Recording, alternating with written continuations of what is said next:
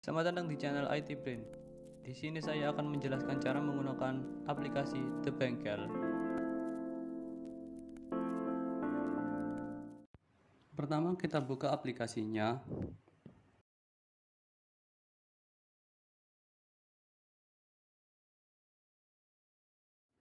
Seperti inilah tampilan awalnya. Kemudian kita koneksi database. Kita cari folder database-nya.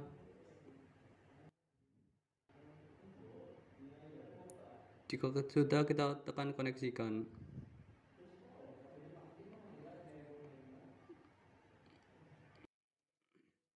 Kemudian kita login. Untuk umumnya kita menggunakan admin dan passwordnya admin. Kemudian fitur-fiturnya telah terbuka. Di fitur database dan lain-lain ada seperti ini. Di utilitas kita dapat membuat identitas. Ini adalah identitas toko kita. Kita dapat mengubahnya sesuai toko kita. Pertama, kita dapat mengganti namanya Bengkel Jaya. Kita dapat mengganti alamat, nomor telepon, kota, email. Di sini kita kosongkan. Kemudian web. Kemudian pemilik kita ganti dengan nama kita. Dan juga keuangan untuk bagian yang mengurus keuangan. Kita juga dapat mengatur ukuran struk kita 76 misal, dan juga ucapan pada struk kita. Misal kita tambahi datang kembali. Jika sudah, kita simpan. Datanya telah tersimpan. Kita juga dapat melihat contoh struknya di sini. Test struk. Seperti ini ya hasil struk jadinya nanti.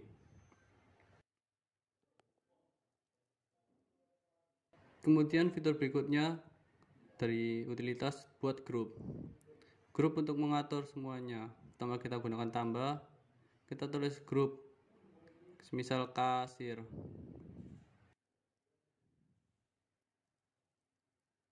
Kita juga dapat memberi keterangan kasir.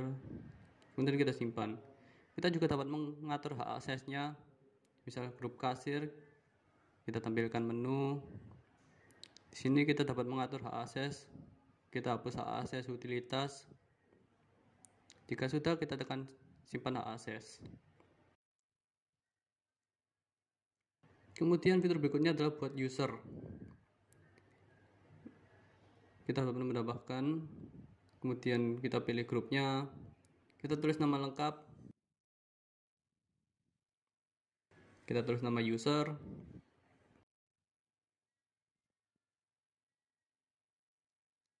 Kemudian kita tulis password untuk user. Dan juga kita ulangi lagi untuk memastikan. Setelah itu kita simpan.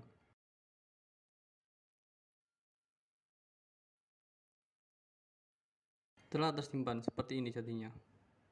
Ini kita dapat gunakan untuk login.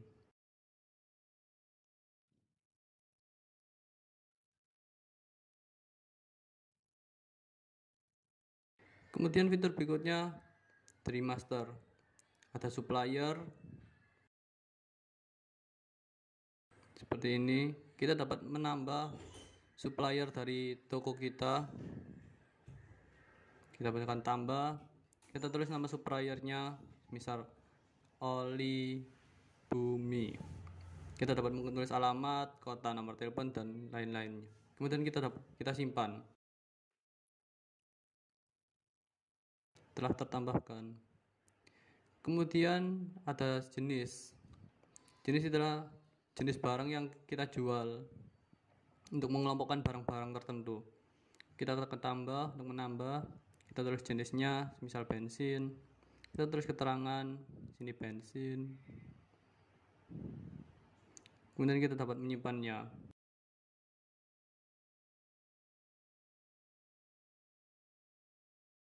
Kemudian satuan. Kita dapat menambah satuan barang. Misal kita tekan tambah, kemudian kita tulis liter. Karena tidak cukup, kita tulis inisialnya saja. Dan di keterangan kita tulis liter.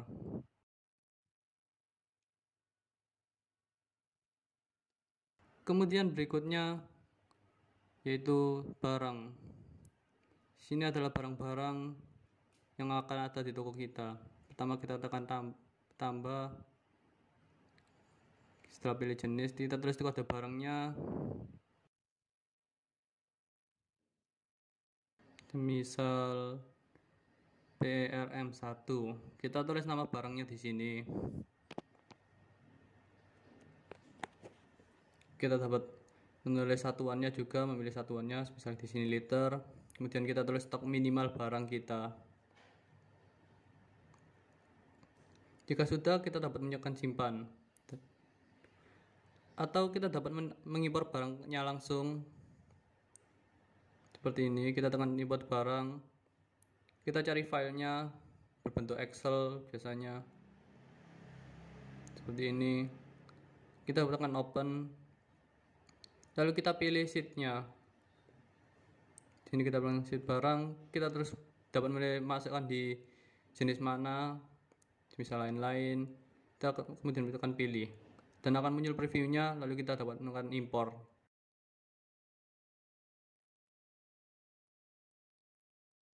Kemudian ada tab pelanggan. Di sini kita dapat menambahkan pelanggan yang berbelanja di toko kita. Kita tuliskan kode pelanggannya, misal Budi. Kemudian kita tulis namanya.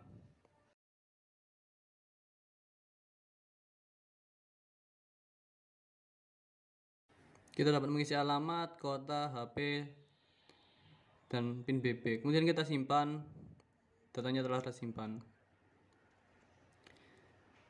Kemudian fitur berikutnya ada fitur teknisi.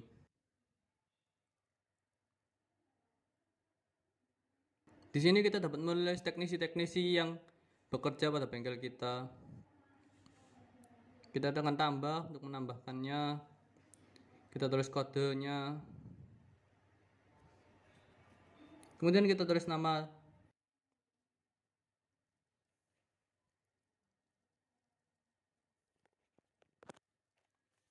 Kemudian kita dapat mengisi alamat, kota, dan HP. Kemudian kita tulis bagi hasil untuk teknisi. Misal 50.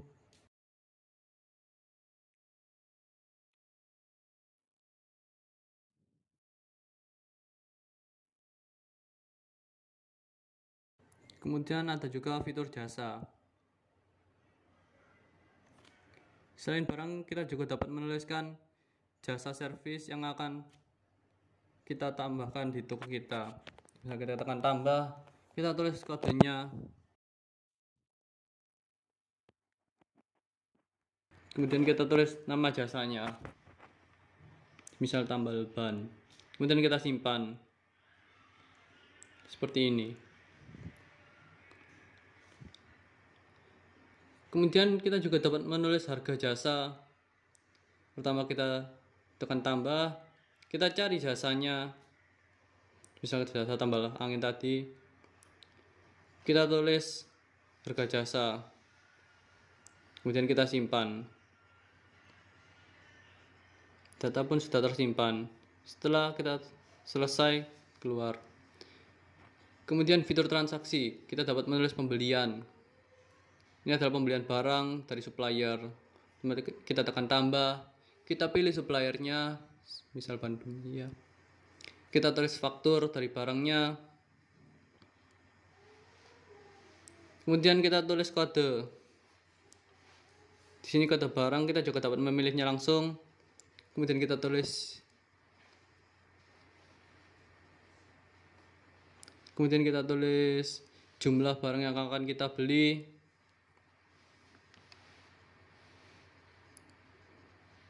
Lalu kita tulis harga satuan dari barang yang kita beli.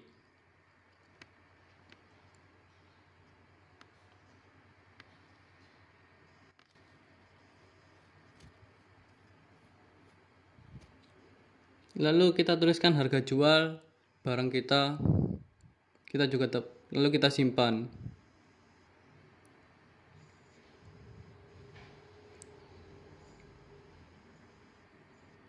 Untuk menambahnya, kita dapat langsung menambahkan langsung.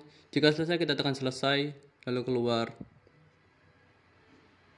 Di form penjualan berikut ini, kita dapat menulis barang yang kita jual atau jasa yang kita jual pada pelanggan.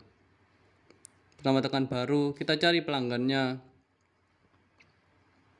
Kemudian kita pilih.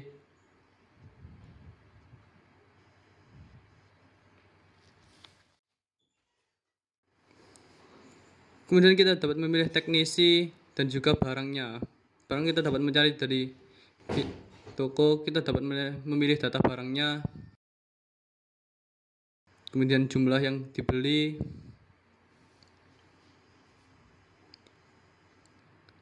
kita pilih teknisinya. Di sini juga ada harganya dan kita simpan.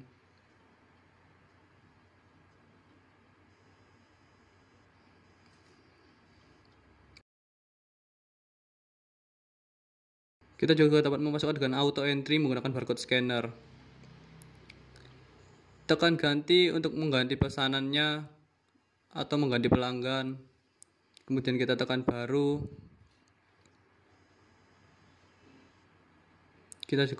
Kita tulis dari awal seperti sebelumnya, pelanggan, lalu kode barang, lalu teknisi, dan jumlah.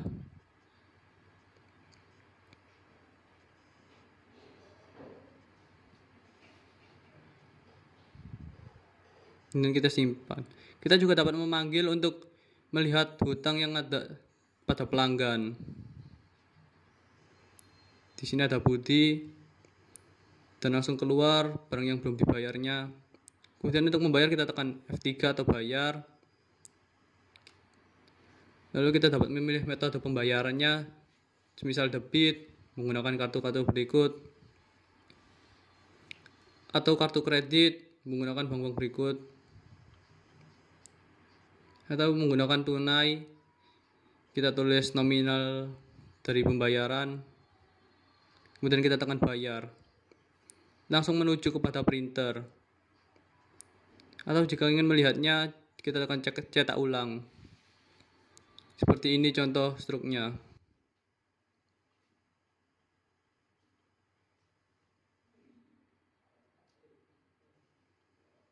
Kemudian ada juga penjualan dan servis, dan juga retur pembelian. Di retur pembelian kita dapat menulis barang yang diretur atau barang yang kita retur dari pembelian. Misal kita pilih ban mobil, kita memiliki stok sebanyak 28 dan akan kita retur sebanyak 3 biji di sini. Kemudian kita simpan. Dan datanya telah tersimpan seperti ini.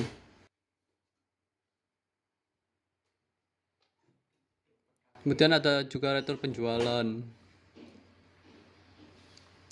Sama seperti sebelumnya, kita pilih kode barang, kita pilih jumlah returnya. Kita juga dapat melihat informasi dari yang kita jual. Kemudian kita simpan.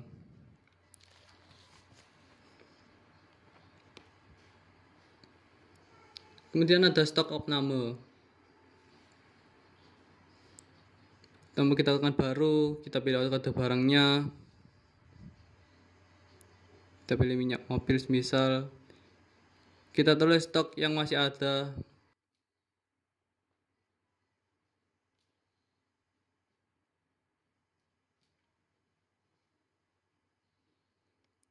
Kemudian kita dapat tulis keterangan dari barang sisa. Kemudian kita simpan. Seperti ini hasilnya.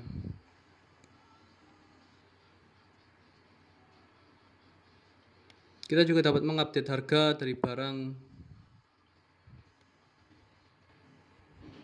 Semisal dari minyak mobil, kita dapat mengupdate harganya dengan update. kemudian kita tulis harga barunya,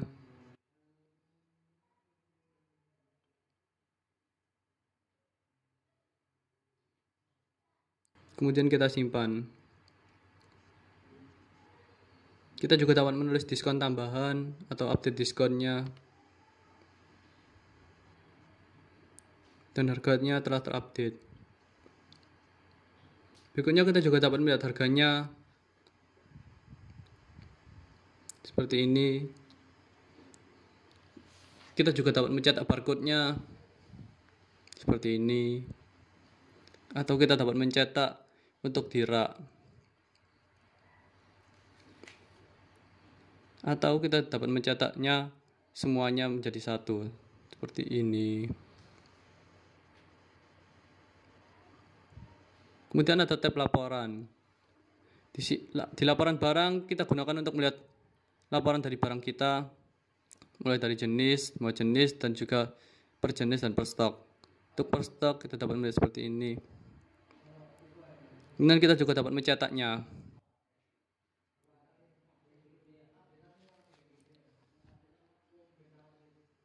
Kemudian di laporan supplier, untuk mendata para supplier kita juga dapat mencetaknya.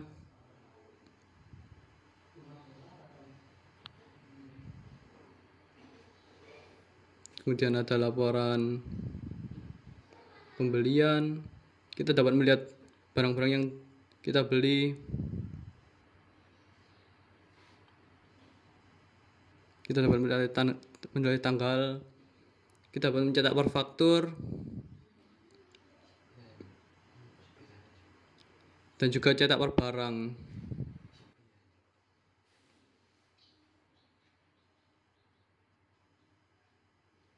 Kemudian ada laporan per supplier, pembelian per supplier.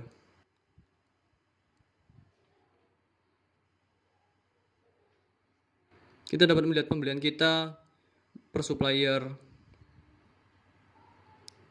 Kita juga dapat mencetaknya seperti sebelumnya.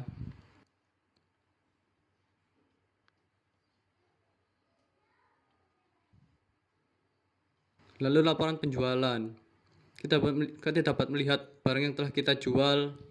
Kita juga dapat mencetaknya per faktur atau juga per barang.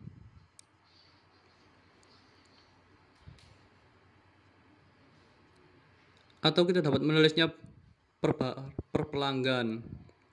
Kita juga dapat melihat pencetakannya.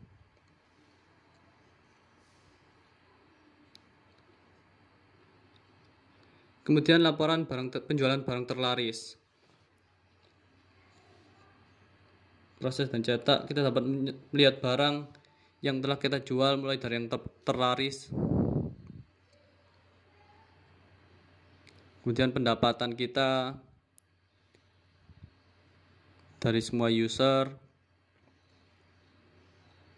ataupun semua jenis pembayaran. Kemudian kita cetak seperti ini.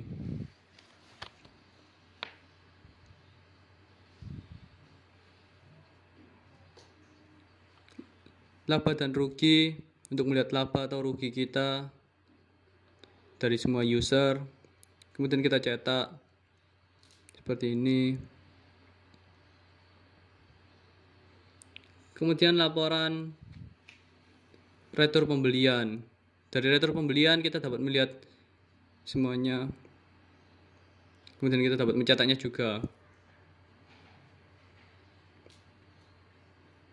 Lalu laporan retur penjualan. Untuk barang retur dari penjualan, kita juga dapat mencetaknya.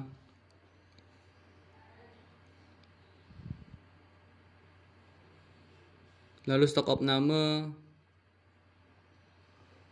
seperti ini, sama seperti sebelumnya. Kita juga dapat mencetaknya.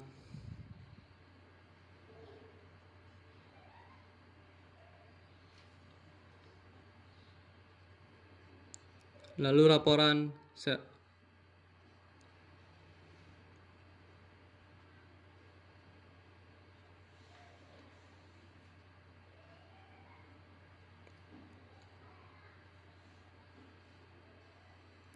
lalu ada laporan pendapatan teknisi. kita dapat melihat pendapatan dari teknisi kita, lalu kita dapat mencetaknya, atau kita dapat seperti ini.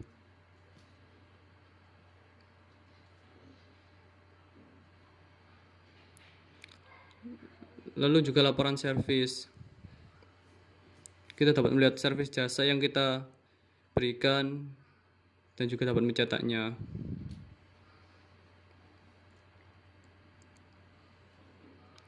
Sekian. Jika sudah, kita tekan logout dan keluar aplikasi. Sekian. Terima kasih karena telah menonton video ini. Semoga bermanfaat.